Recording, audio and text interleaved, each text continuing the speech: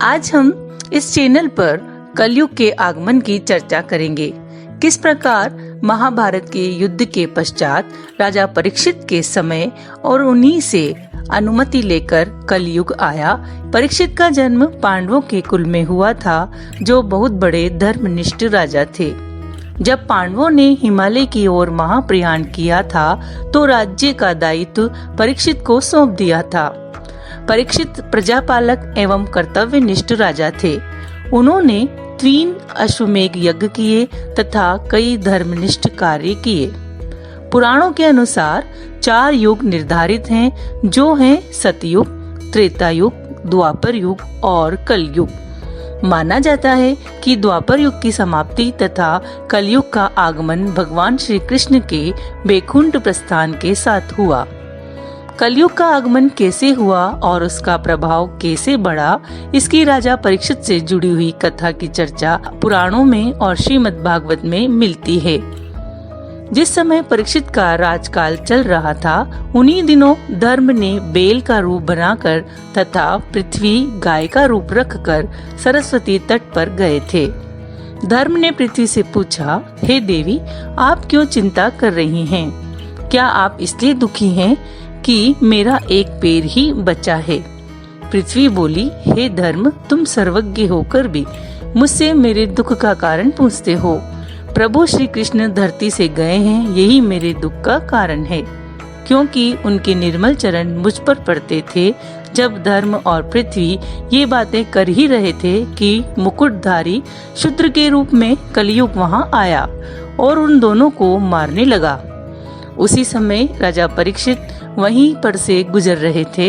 उन्होंने मुकुटधारी शूद्र को हाथ में डंडा लिए एक गाय और एक बैल को बुरी तरह पीटते देखा। वह बैल अत्यंत सुंदर था, उसका श्वेत रंग था और केवल एक पैर था। गाय भी कामधेनु के समान सुंदर थी। दोनों ही भयभीत होकर कांप रहे थे।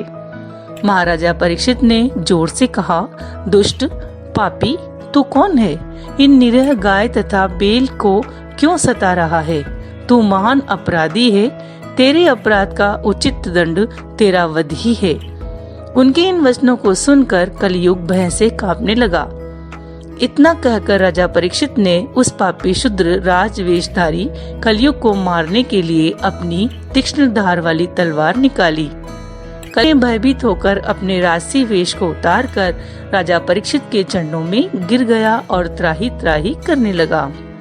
धर्म तथा पृथ्वी भी अपने रूप में आ गए और अपने दुख का कारण सम्राट परीक्षित को बताया। सम्राट परीक्षित बोले, हे कलयुग, तू मेरे शरण में आ गया है, इसलिए मैंने तुझे प्राणदान दिया।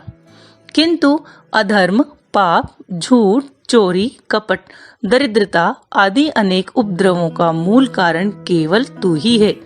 अतः तू मेरे राज्य से तुरंत निकल जा और लौटकर फिर कभी मत आना।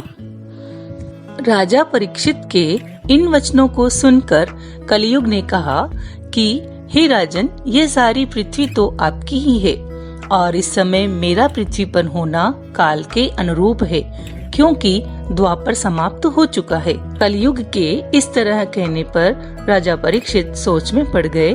फिर विचार करके उन्होंने कहा, हे कलयुग, द्यूत, मद्यपान, परस्त्री गमन और हिंसा, इन 4 स्थानों में असत्य, मद, काम और क्रोध का निवास होता है।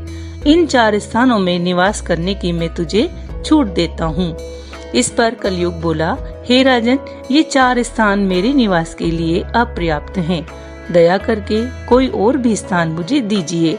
कलयुग के इस प्रकार मांगने पर राजा परीक्षित ने उसे 5वां स्थान स्वर्ण दिया। कलयुग इन स्थानों के मिल जाने से प्रत्यक्ष रूप से तो वहां से चला गया, किंतु कुछ दूर जाने के बाद अदृश्य रूप में वापस आकर राजा परीक्षित के स्वर्ण मुकुट में निवास करने लगा।